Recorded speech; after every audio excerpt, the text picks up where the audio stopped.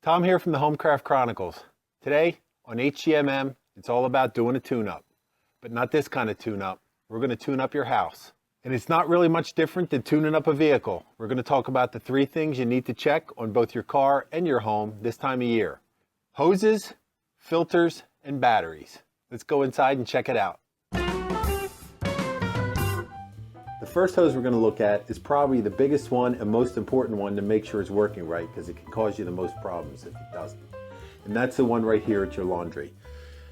And the biggest tip I can give you is, whenever you're not doing laundry, make sure the valve is off. Check to make sure it's connected good at the fitting.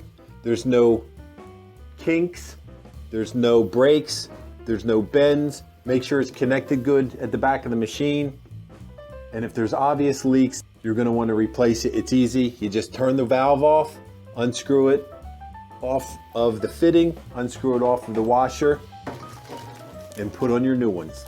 Even if there's nothing wrong with it, it is recommended, and I echo that you replace your washer hoses every 5 years. So what other kind of hoses are there around? Another place you want to check is underneath the sink. In my case, I have straight pipe fittings, but I'm still going to check them. Make sure there aren't any pinholes or kinks that may cause a leak, and also check the bottom for standing water. That's a sure sign you have an issue that needs attention. Don't forget your toilet hose either. And the same rules apply: a tight connection at the valve and a tight connection at the toilet. No kinks, splits, cracks, and definitely no water on the floor. Check the kitchen sink. Good connections at the supply lines and good connections at the faucet will keep you safe. If you have a dishwasher drain hose, make sure that isn't leaking. And since you're down here already, check the bottom of your strainer baskets too. The last hoses you want to check are the ones going into your water heater. It's another big hose that if it fails, it could cause you a lot of problems. Check the connections into your water heater. If you have insulation on your hot water, and you should, it'd save you a couple of bucks. Make sure all these connections are good. And make sure your shutoff is working properly.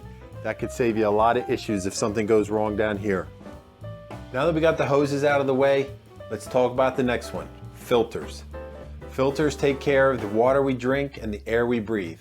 You want to make sure they're in good shape as well. So let's go check them out. There are all kinds of water filters around the house that you can check. You could have a whole house water filter that you're going to have to check and change if it looks dirty. You could have a water filter at your sink for your drinking water. You could have a water filter behind your refrigerator that controls the purity of your ice maker. Or in my case, I have a filter right in my refrigerator. And all I have to do is unlock it, pull out the old one, get the right replacement, put it in, and I have fresh, clean water again. So next you're going to have the filters in your heating system.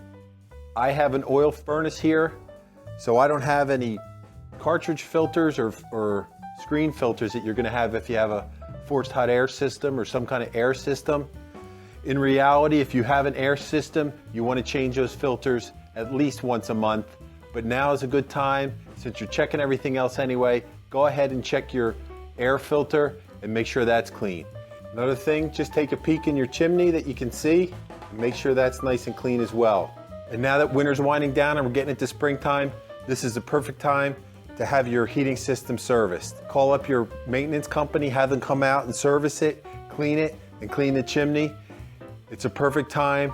They're running out of things to do, and who knows, they might even have a springtime special that you can save a couple of bucks while you're at it. So the last thing we're going to talk about is batteries. Now you may have a battery backup, say for a sump pump in your basement or a generator or something like that. Go ahead and check them according to your manufacturer's instructions and make sure they're in good working order. But the most important batteries you need to check in your house are the ones right here for your smoke and carbon monoxide detectors. Here in America, we generally say change the batteries when you change the clocks. So it's springtime and the clocks are changing. So you just take it down, change out the batteries, put in some new ones, and your family is going to be safe and sound for any kind of emergency. So as you can see, home maintenance really isn't much different from car maintenance. You check the normal things: hoses, filters, and batteries, and you're going to be in good shape. And besides, just like your car, Maintenance is always going to be a lot cheaper than repair, so it's going to save you some money in the long run.